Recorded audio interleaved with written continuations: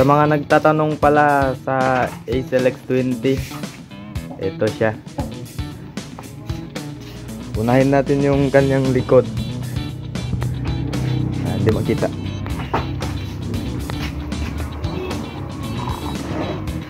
Ayan. Makikita nyo. Meron siyang input A tsaka B. Meron siyang link kung sa ano ka pa ng isang amplifier dito. Kung nakasame sila ng output sa crossover, dito ka na mag-input.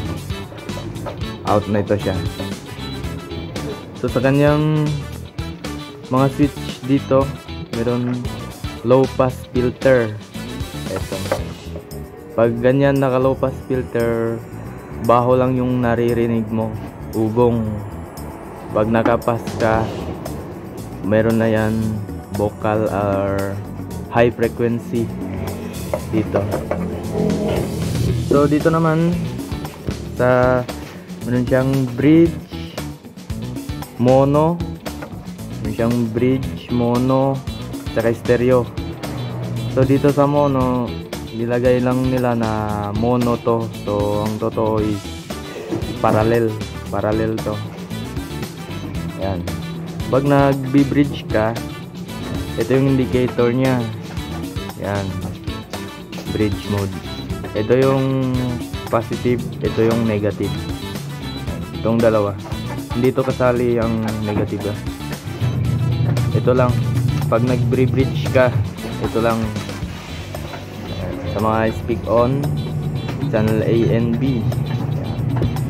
Meron siyang ground, saka lift. Meron siyang voltage na 1.5 volts, 1.0 volts at saka 0.77 volts. Yun siya mga guys, no.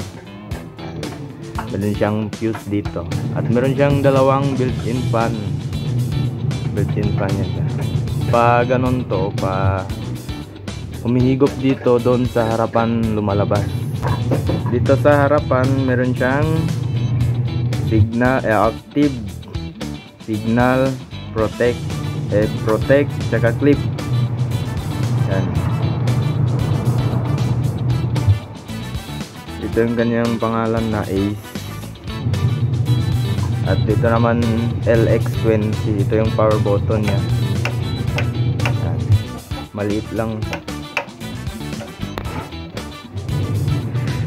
Ayan. Sa next natin vlog, ilo-load natin yung Titan Audio na 1K watts dito. Pinalitan na kasi. Yung una kasi is Live Pro na 18. Ngayon ano na, ni-assemble na yung laman nito. Ang laman niyan ay D15 na. Yung una kasi is 18. So ano na lang ng plywood doon sa loob para maging D15 siya. Yung mid-high naman, hindi ito pinagbago, ganun pa rin na crown 1100 watts.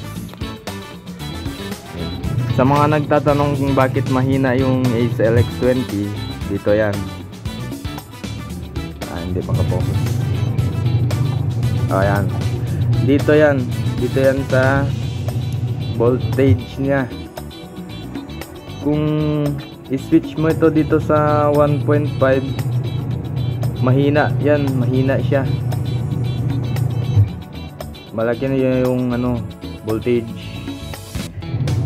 Kung nag 1.0 ka, is parang normal. Kapag nag 0.77 ka, malakas siya.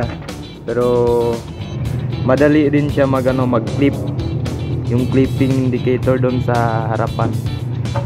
So kung mag 1.5 ka, kahit itodo mo yung volume, parang hindi siya masyado mag-clip. Yun. Kapag nag mono ka, isa lang ang volume ang gumagana. So dalawang channel na yon, channel A and B. Pag nag mono ka, kahit isang input lang dito na input A dito,